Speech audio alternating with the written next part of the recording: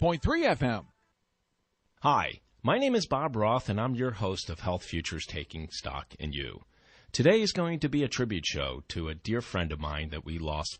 His name is Dr. Michael Zent, former president and CEO of Jewish Family and Children's Services.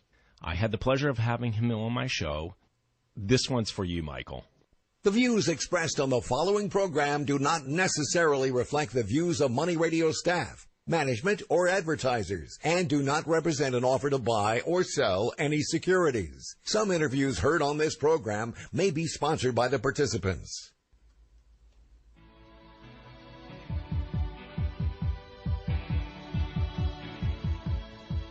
It's time for Health Futures with Cypress HomeCare Solutions, Bob Roth. This is Arizona's only show dedicated to providing you with expert advice on how to live a longer, healthier, and happier life. To learn more, call 602-264-8009. That's 602-264-8009. Now, here's your host, Bob Roth. Good afternoon. My name is Bob Roth, and you are listening to Health Futures Taking Stock in You. We're a weekly show found right here on Money Radio, 1510 AM, 99.3 FM, or on the World Wide Web at moneyradio1510.com. And if you're just tuning in, you heard the title of our show. It's Health Futures. Great play on words. We're here in Money Radio Studios, Health Futures Taking Stock in You. We've been on the air now for just a little over 20 months, almost 21 months. And we've been bringing to our listening audience resources and experts to talk about how our aging adult population can live a healthier, happier life. And we've been very fortunate to have some incredible guests on our show. And today's no different. I'll take a moment and introduce him in a second, but I wanted just to give some current events. Today being August 21st, right before the weekend. Yesterday on August 20th, I had the privilege of being honored, and I'm very humbled to be one of the healthcare heroes that the Phoenix Business Journal puts out. And it was a spectacular event. A number of great people in our community are doing some wonderful things. And like I said, I'm so humbled because I don't really consider myself, one of those leaders and one of those heroes when I look at some of the people that were recognized. But our Lifetime Achievement Award winner was a woman by the name of Gladys McGarry. And Gladys McGarry is a 94-year-old physician. And she's been practicing medicine for like 69 years. And she has done some phenomenal things. We are very lucky to have so many of these heroes right here in our backyard. And many of these heroes have been on our show. I wanted to give also an update. Hospice of the Valley, I've had them here on our show. I had Susan Levine on. They just were selected for this new Medicare program. They were awarded a grant from Medicare to participate in a national program that will enable people with life-limiting illnesses to receive palliative care while receiving curative care. And for people that don't realize that, in the past, if you're receiving curative care, you weren't able to receive hospice or palliative care. So this is a real departure, and it's a real clear breakthrough on Medicare where they're allowing that, and it'll be an interesting thing for us to watch. So speaking of healthcare heroes, my guest is no different. He may feel that he's not a hero, but I believe truly he is.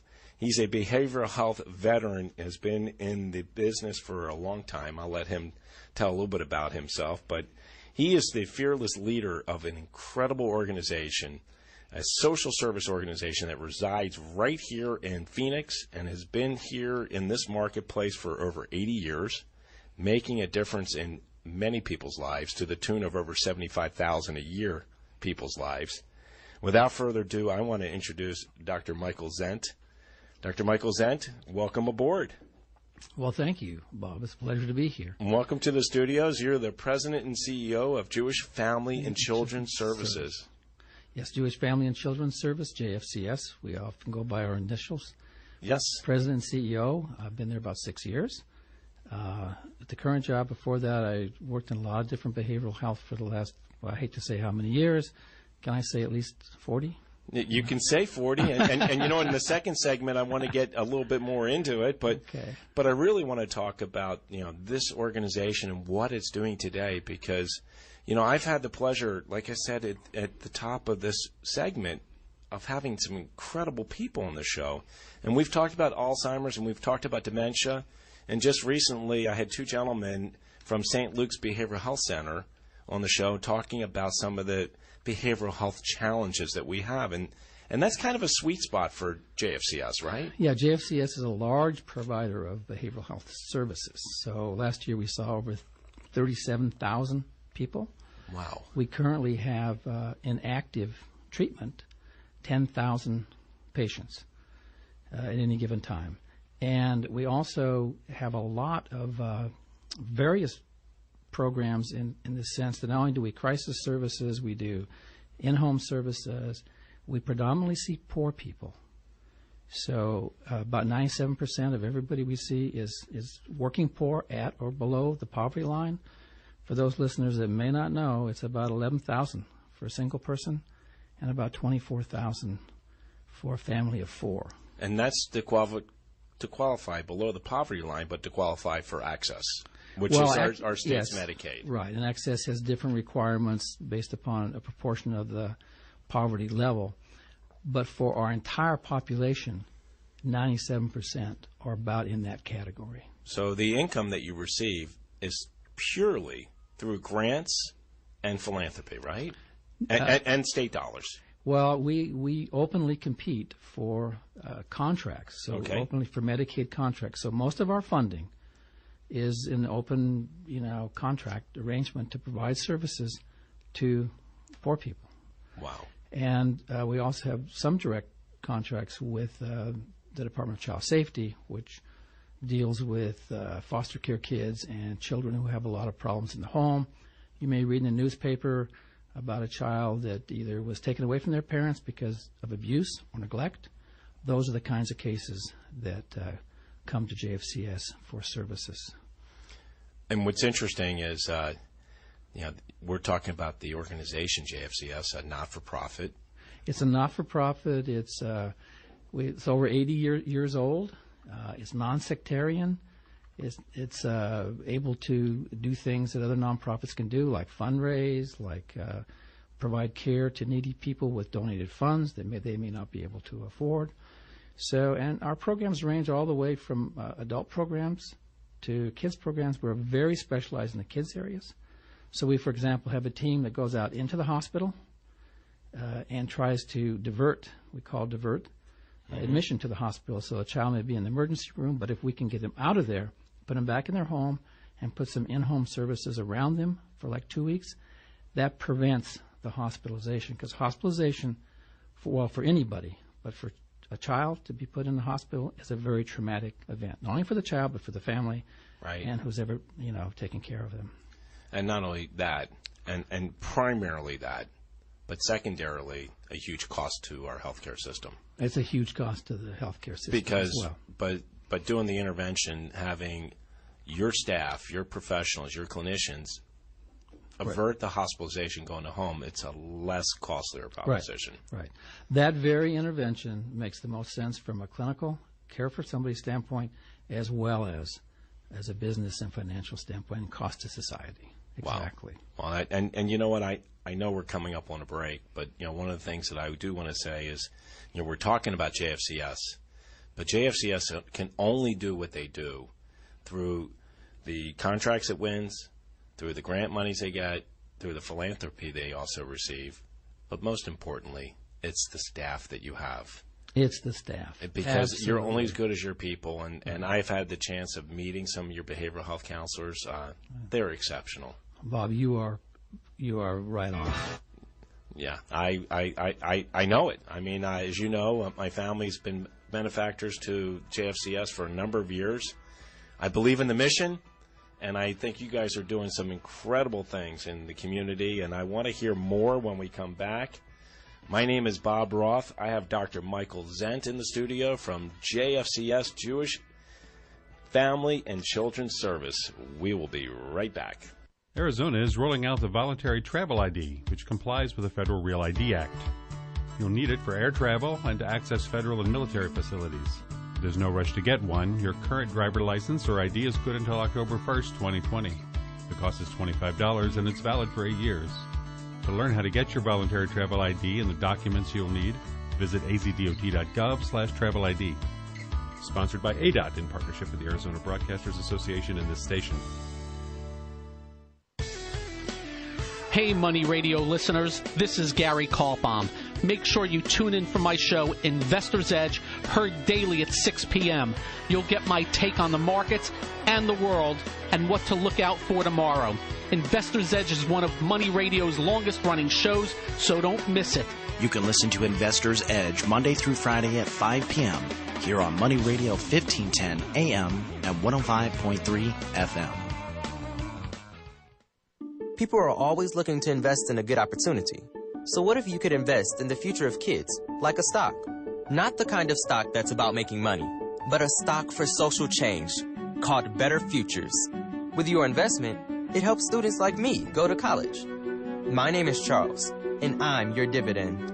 Invest in better futures with UNCF. Visit uncf.org/invest. A mind is a terrible thing to waste, but a wonderful thing to invest in. Brought to you by UNCF and the Ad Council.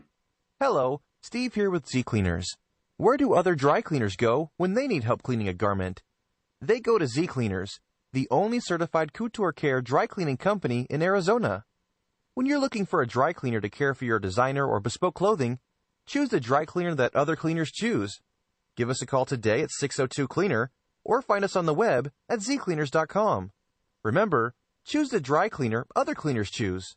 Z Cleaners. Excellence always.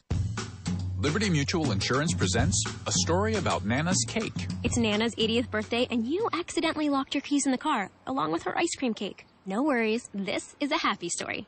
You have Liberty Mutual Insurance with 24-hour roadside assistance, and help is on the way. Liberty saves the day, and Nana even gives you an extra piece of unmelted cake. Visit a local office or call 844-8-LIBERTY. You can leave worry behind when Liberty stands with you. Liberty Mutual Insurance. Optional towing and labor coverage. Underwritten by Liberty Mutual Insurance Company. Life can get a little hectic, so good sleep really matters. With the Beauty Rest Silver mattress, you'll wake up refreshed and ready to go. Embrace the day ahead. Get the sleep you deserve. Get Beauty Rest Silver.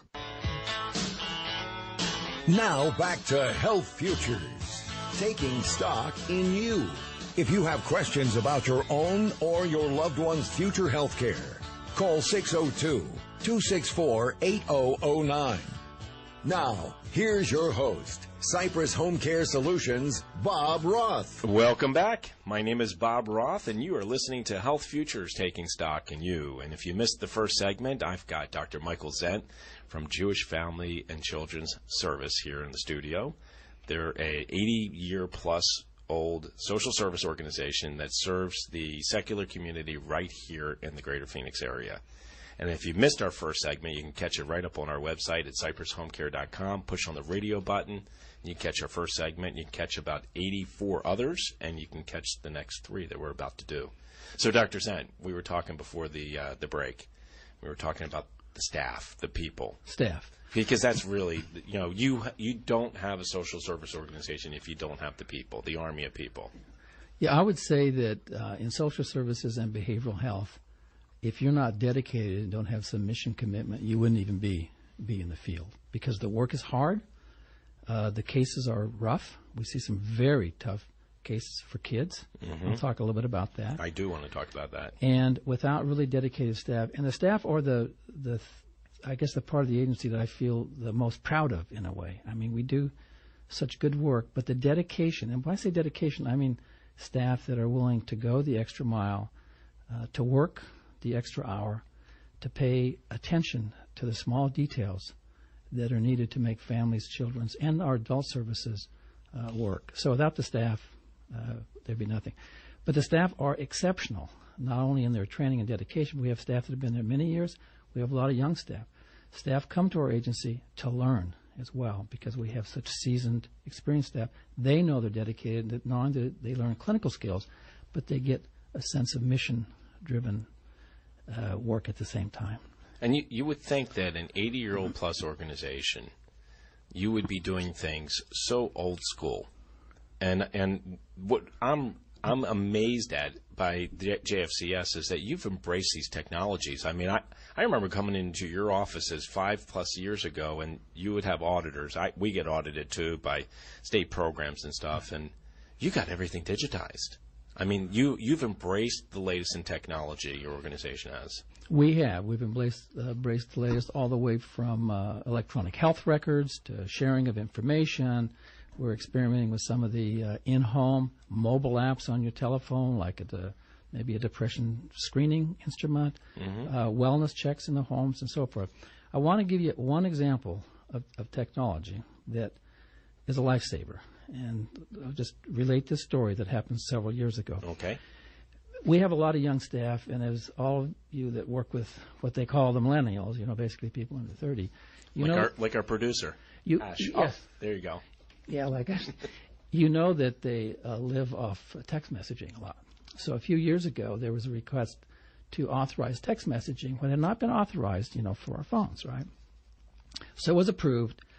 Our youth and transition team, which deals a lot with foster care youth, one of the supervisors is on a Saturday receives a text message from a child, which when I say child, under 18. Right.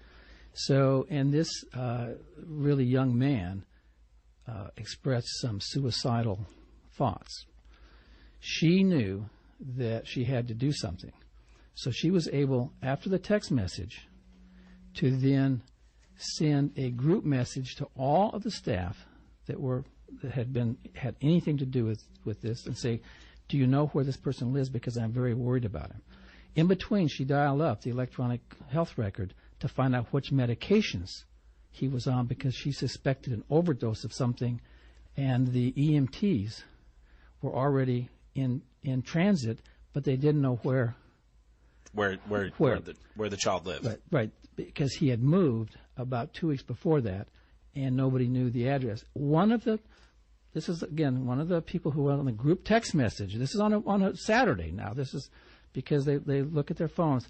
Said, I don't know where he lives, but I picked him up after an event last week and delivered him to the apartment, and I can drive to that apartment. They came in. The paramedics had to break the door down. He had overdosed. Wow. Staff accompanied him to the hospital, and had it been about 4 more hours, he would be dead. I mean, you can't see this, but the hair on my arms is sticking up. I mean, that is an incredible story, Dr. Zent. I mean, it says a lot about the people. I mean, some people today. I don't work on Saturday. I'm not looking at my phone. You have staff that cares, and especially when it comes to children.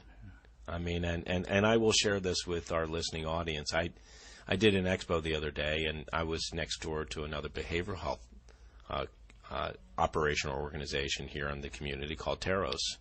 And I had asked them, have you ever heard of JFCS? And I heard of them. They're incredible. We refer all our children to them, and they do an exceptional job. Yeah, they're one of our fellow agencies that we collaborate and cooperate with. And I think that is the resounding answer I get from most people when I talk about the work that JFCS does. It's you've got an incredible reputation, and Michael, I'm not here to stroke your ego, but I'm going to do it anyway for our listening audience. It all starts with leadership, and if you got a great leader and someone that can establish the vision, and granted, you've only been that helm for 5 or 6 years, but you had great leaders prior to that, and you've been able to keep the mission going. And in your short term there, I mean, you guys have more than doubled the amount of people you're seeing, the amount of revenue that you're doing. I mean, it is surely an amazing thing to watch, because we still have so many more people we got to help. We have a really, really high need out there. That's one of the things of behavioral health, that the need just. Well, let's talk about that, because you said something about 40 years, and you look like you might be about 50 something. So I find it hard to believe that you've been doing this for 40 years. But tell us a little bit about your background. And I really would like you to give us a kind of a state of where behavioral health is today, and where do you see it going in the future? Because, I know what it's like in home care, and what we're dealing with are challenges relating to depression And what we're dealing with are challenges related to some diseases like Alzheimer's, dementia, and Parkinson's, and the effects that they have on so many. Well, not to make a long story short, but and thank you for the 50, the comment on looking 50. But I actually started out when I was working through my way through the university. I actually started working at State Hospital, and which is a very stark and State Hospital here. You're a native Arizona? I'm a native Arizona, and I was working down at 24th Street in Van Buren. Okay. So you get to see things there that if you're just coming from the outside that you wouldn't believe, because there's a lot of people with very, very serious problems. There's a lot of behavior issues and so forth. So I worked my way through into graduate school by working at State Hospital. That's what got me interested in behavioral health. And then I did an internship that was sponsored by the National Institute for Mental Health and the Arizona Department of Health Services in mental health administration. So that's how I actually got to do that. Mm-hmm. So I worked for the health department. I was the head of drug abuse for several years for Arizona Department of Health Services. And then I started looking more at running and starting programs at community-based agencies. So I did that, and then I had the opportunity to come up and run the behavioral health system under Value Options, the public behavioral health system. So I did that for 6.5 years. And they were that was a big organization, Value Options. It's a big organization, yeah. The contracts, we had about 1,800 staff and probably close to about $500 million a year in funds that we were administering. So I have, I always tell people, I have seen this, if you want to call the behavioral health system an elephant. I've seen, the various legs of the elephant, all the way from State Hospital to large managed care companies, and here at the community-based agency, I can tell you feel closer to what's happened in the community. So the need of state of behavioral health, behavioral health and mental health, the focus varies over time. Recently, it's got more focus, perhaps for the wrong reason, because many of these national shootings, have clearly almost all of them have clearly been by somebody who's either have been in treatment or who should have been in treatment or whose engagement with treatment failed. So, and that's why there's currently several bills in Congress at the national level to increase mental health funding because of the high visibility of these cases.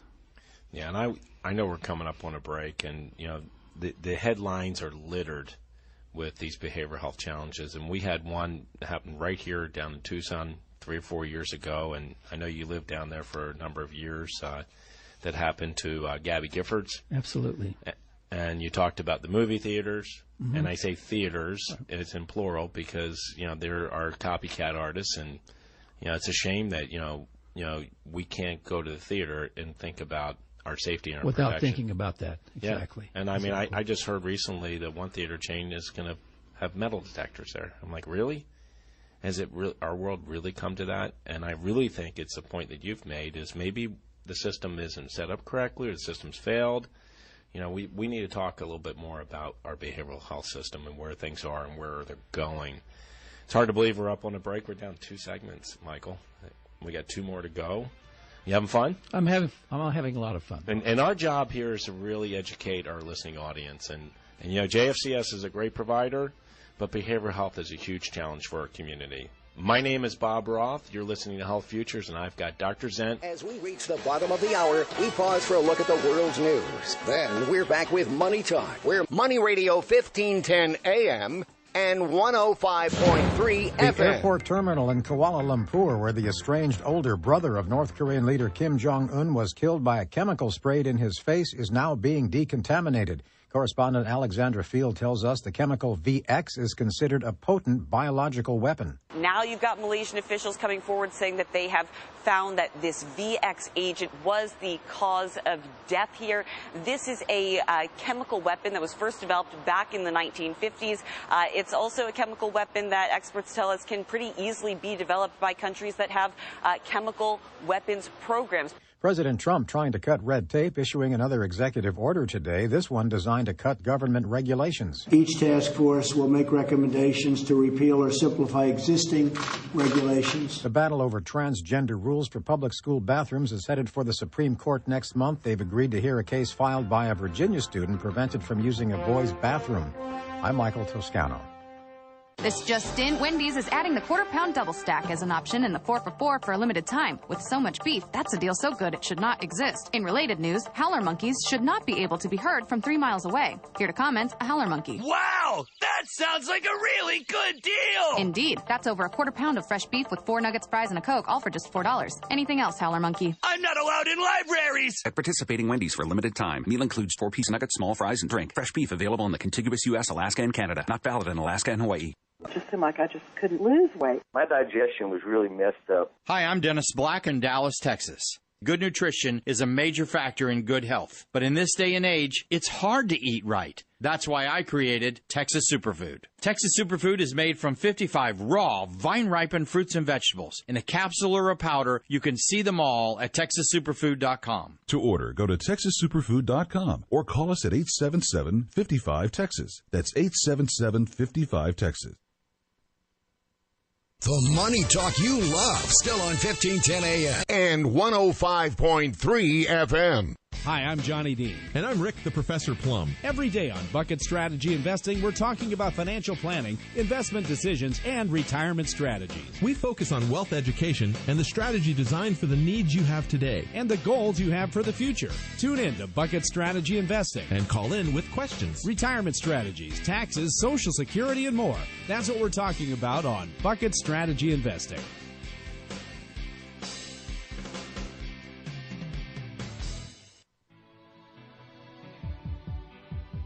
Hi, my name is Bob Roth, and I'm your host of Health Futures Taking Stock in You.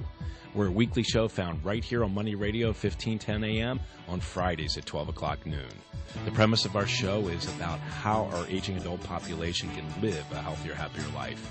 And we're able to do that by bringing outstanding guests to our show. So tune in on Fridays, 12 o'clock noon, Health Futures.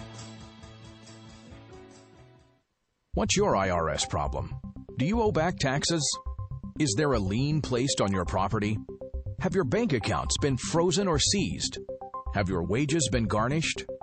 Are you being audited by the IRS? Are they sending you letters that demand actions and have urgent due dates? Well, solving your tax problems is as easy as calling Taxes 321. The IRS is the largest collection agency in the world. You need the best representation to give you peace of mind.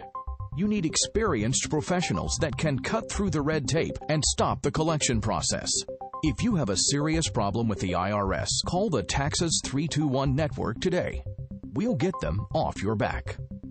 800-203-3517, 800-203-3517, 800-203-3517, 800-203-3517.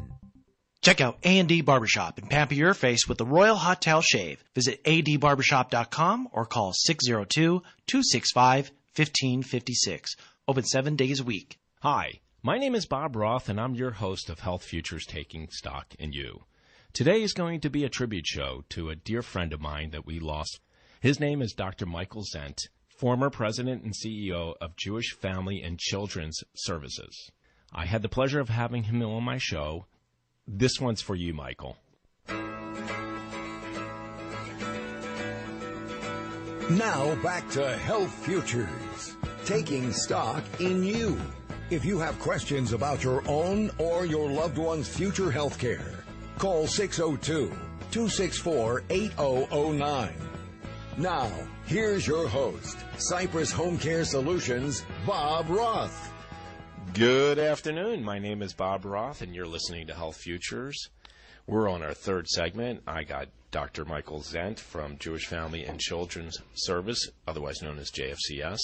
And we're going to jump right in because we've been talking about behavioral health, and we've been talking about, where we're at as a community today, where it stands. Michael was giving us his background, being in the business for about 40 years, and really some of the challenges and some of the changes he's seen. But obviously the need continues to grow, and this is something that is making our headlines every single day. You know, when we were at the break, we were talking about the most recent one was with that beheading, and you were sharing with me that person and the other person were in our state system, were they not?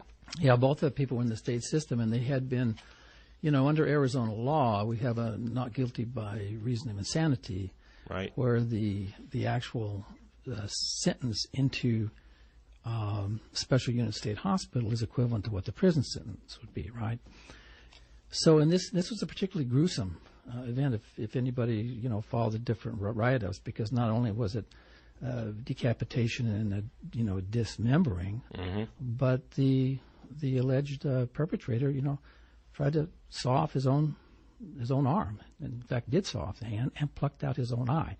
Now, when the public reads that, you know, people say they must have really had some problems, some mental health problems to get into that kind of state. Right. And the truth is, they did. So when somebody then comes out of a setting like the state hospital, or then there's services that are, that they're referred to. So the system, it's sad that it takes those kinds of things sometimes to drive investment in mental health and, investment in social services. But the reality is that the system could do a better job of keeping people connected, and it could do a better job of the early warning signs when somebody is, as we clinically say, decompensating, which means if they're not taking their medication, often the symptoms are occurring. The system could do a better job of monitoring that and doing early interventions. So these high visible cases that we're seeing, whether it's in Denver or, the Giffords, sad Giffords shooting in Tucson, those individuals had either some contact with the mental health system or they were identified as having a mental health problem.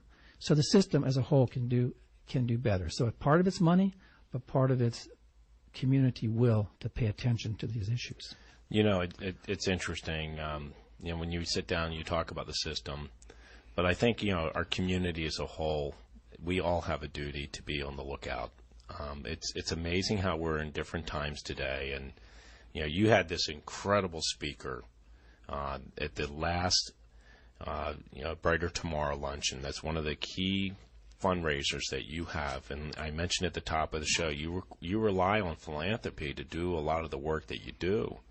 And this woman, she chanted out that, my son is Adam Lanza. And she was the guest speaker. And, where, she had, if I recall correctly, she had shared that on social media, and she was encouraged to share that with others to really come out and talk about mental health illness, but was afraid to. And, right. And you know what? These are people that are real people like you and I. And you know what? If they can get some help relating to treatment, through medication or therapy, I mean, they can live normal lives. They can be productive members in our communities. But it's our job as a community to be able to say there's something wrong. And I'm talking about teachers. I'm talking about, as adults, to see these types of behaviors to get people the help they need. Yeah, early intervention is critical. And like she was saying, she's giving the example of her child. But if there's no intervention, and the intervention, the technologies have gotten better. So the medications are better.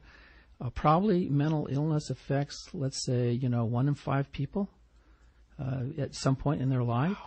Many people, they have issues with depression or anxiety, and they're seeking services.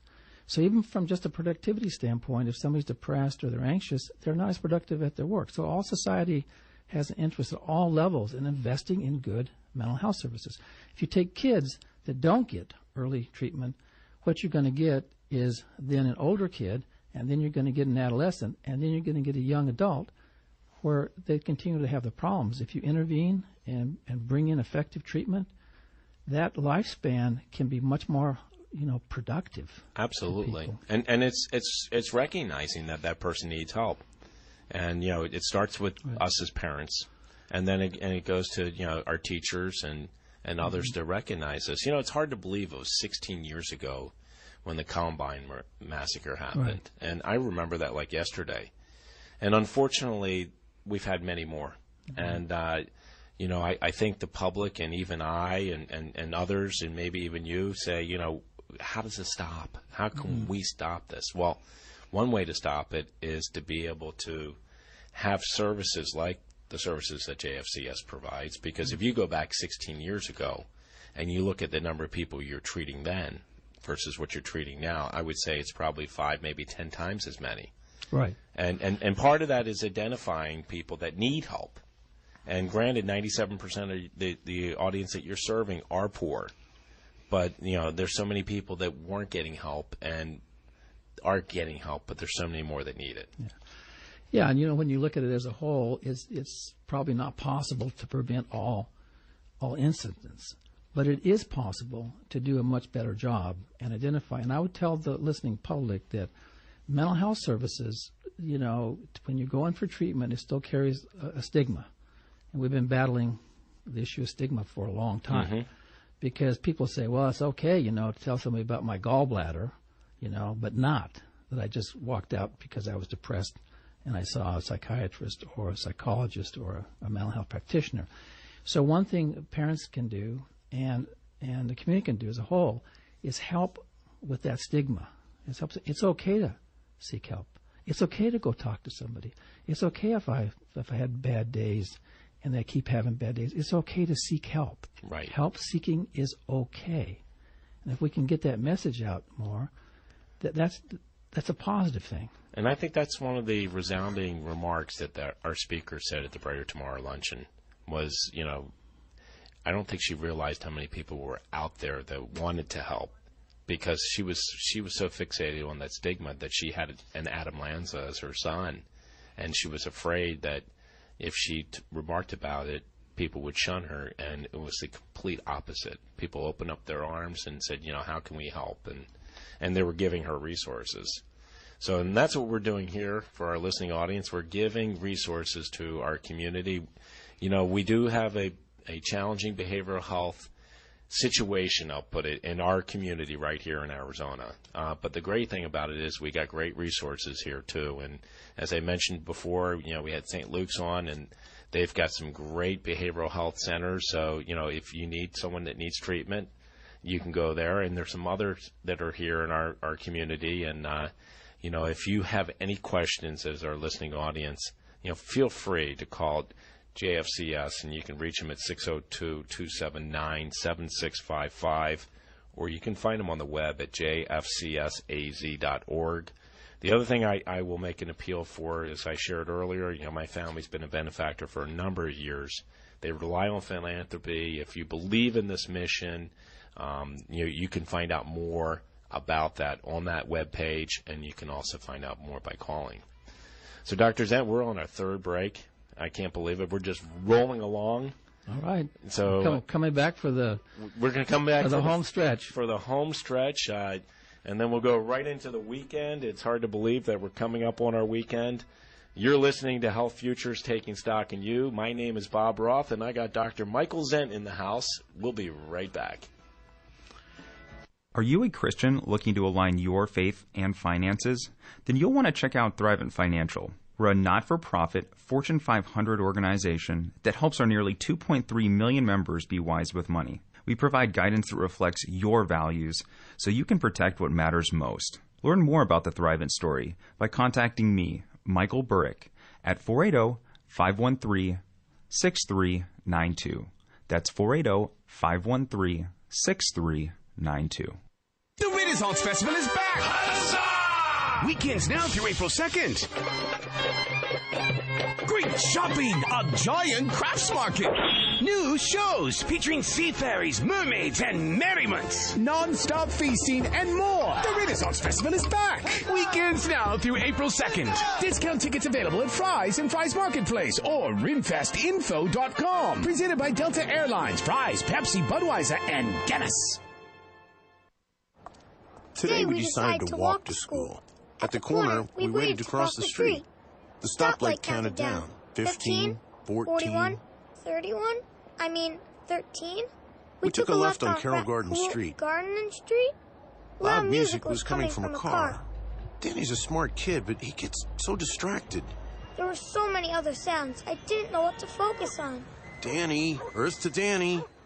Suddenly he realized he forgot his homework again. I left my homework on the table. At the school steps, we hugged goodbye. I really hope he doesn't have another bad day at school today. When you can see learning and attention issues from their side, you can be on their side. That's why there's Understood.org, a free online resource for the parents of the 1 in 5 kids with learning and attention issues. Get personalized recommendations, practical tips, daily access to experts, and more. Go from misunderstanding to Understood.org. Brought to you by Understood and the Ad Council. Not available in all states. Hey, you two. What brings you to the mall? We're just here checking on our robot. Your robot? Our recent Irvy's Froyo robot. Diane and I became franchisees last month. It serves frozen yogurt creations to customers in 60 seconds. Recent Irvy's provided us with everything we needed. They even help you secure amazing locations. Movie theaters, grocery stores, college campuses, theme parks. They make any location a sensation. How do I get a Froyo robot of my own? Just go to froyofranchising.com and enter promo code 2424. But hurry, because they're going fast. froyofranchising.com, promo code 2424. Liberty Mutual Insurance presents a story about Nana's cake. It's Nana's 80th birthday, and you accidentally locked your keys in the car, along with her ice cream cake. No worries, this is a happy story. You have Liberty Mutual Insurance with 24-hour roadside assistance, and help is on the way. Liberty saves the day, and Nana even gives you an extra piece of unmelted cake. Visit a local office or call 844-8-LIBERTY. You can leave worry behind when Liberty stands with you. Liberty Mutual Insurance. Optional towing and labor coverage. Underwritten by Liberty Mutual Insurance Company. Learn how an insurance-covered comfortable knee or back brace can reduce your pain. Call 800-888-KNEE. 800-888-KNEE.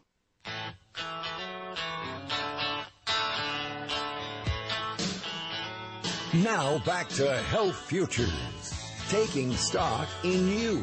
If you have questions about your own or your loved one's future health care, call 602-264-8009.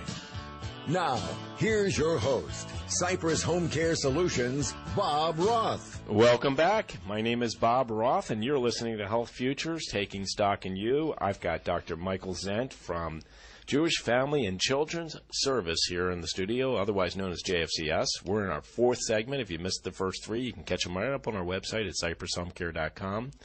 And I want to just get right back into it, Michael. We were talking about the value of philanthropy. Can you share with our listening audience what that means to JFCS? Well, JFCS could not do what it does without philanthropy. Even though we may have a contract, often, the rate that people pay covers only selected services. So a good example is when you take kids. Okay, so maybe you might get your visit covered, but what the child needs is maybe a backpack to go to school, right, or some transportation subsidy, or some extra help from a program that can enroll them in sports, or an educational program that can do some tutoring. None of those things can happen without philanthropy. It's also true that people in treatment will lose their eligibility or coverage either by their insurance or by Medicaid.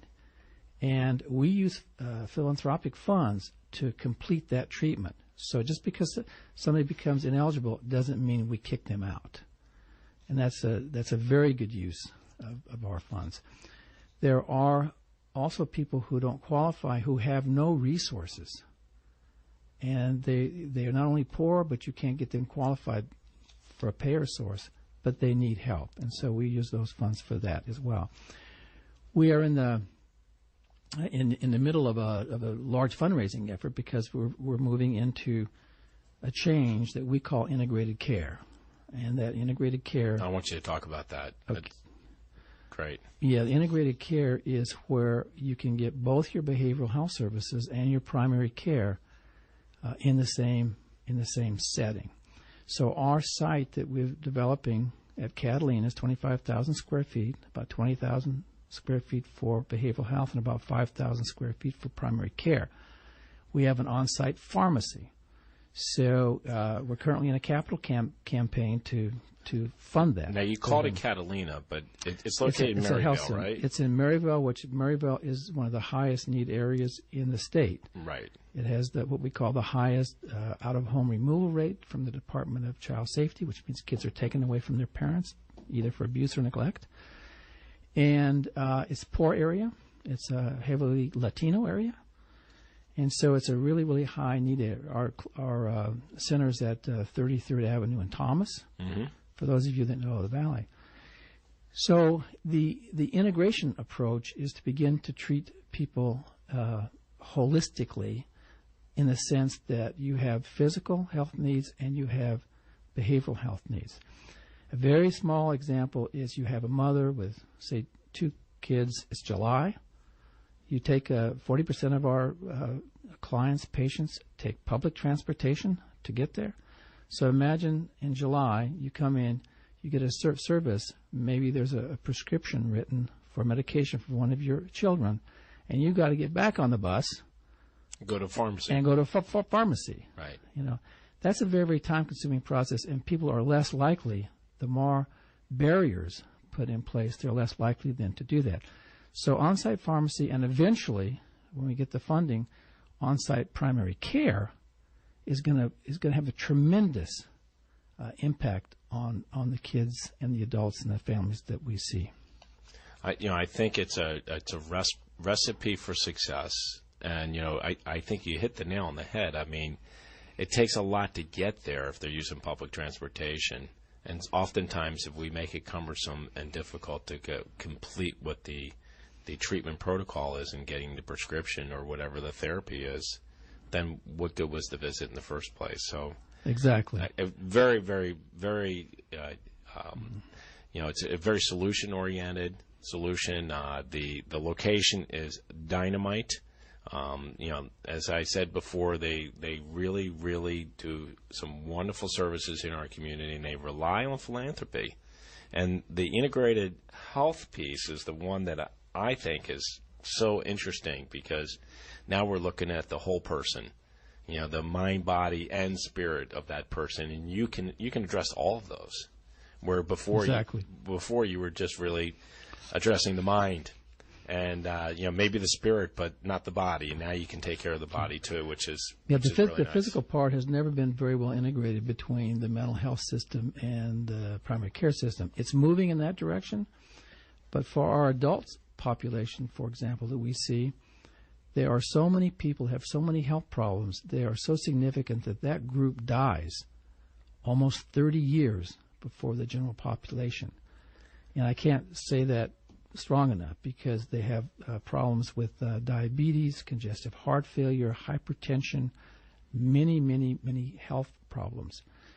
The medications that are often used you have to monitor the side effects. That's why people need to get lab work done. Right. They need to understand.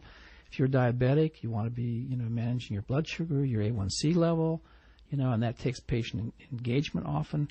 So all those things will pay off in real years added to people's lives. And as people begin to do more and more of this, it's a trend. We're seeing a reformation, if you will, in some of the way the system delivers services. And as I said at the top of the show, the primary benefit is that. The secondary benefit is going to save money for our healthcare system. Absolutely. So if we can keep track of these people, we can get them on the proper therapies and the proper regimens, they're going to be healthier, and they're not going to be in our ERs, and they're not going to be in our skilled nursing facilities or in our treatment centers. So it's going to cost us a lot less money. So it is the ultimate win-win proposition. It is. So many people that come into the emergency room, I think if you talk to the emergency rooms across the valley, they would tell you that a lot of people that come in don't need to be there. It's they don't have access, and it's because maybe it's education, or because it's convenience, or because it's coverage. But coming into the emergency room is very, very expensive.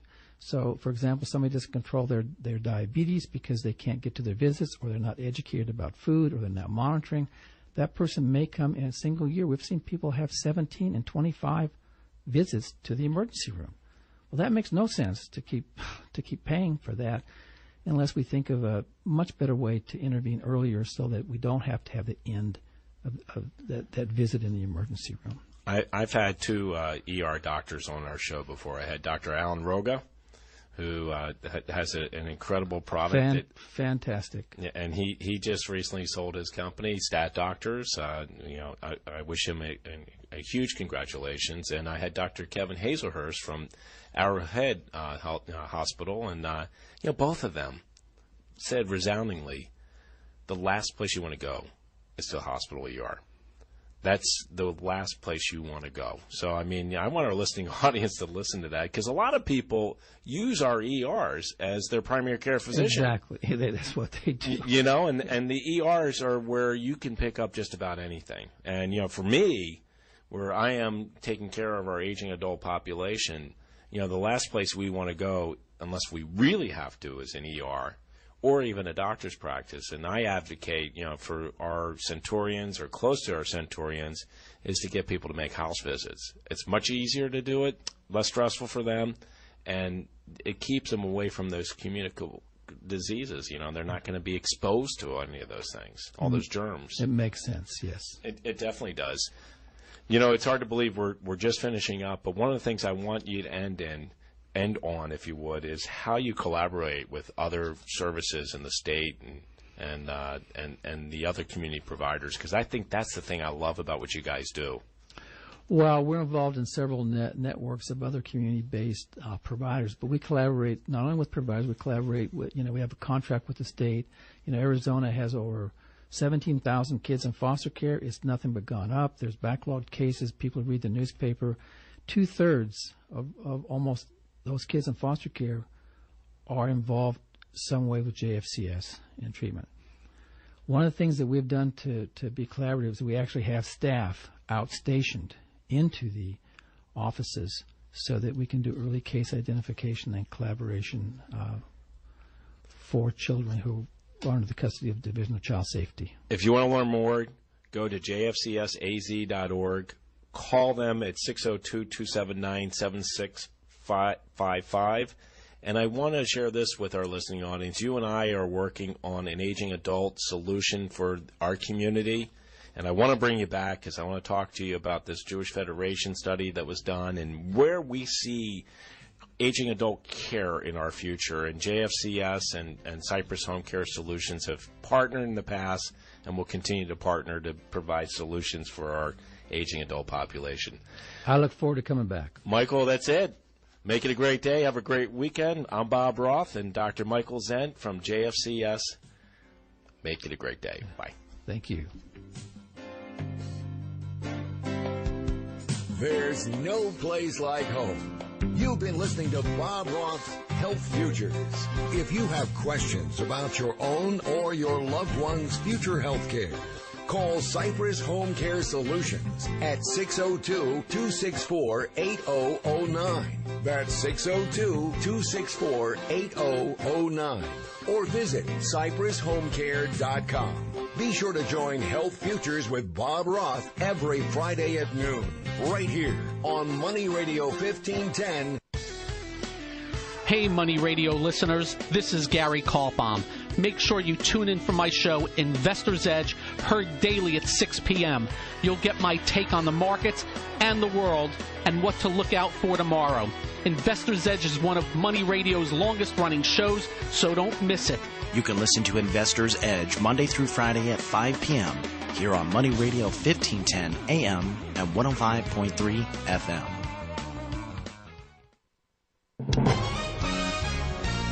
Money Radio 1510 and 105.3 FM. KFN Mesa, Phoenix, and K287BX Mesa.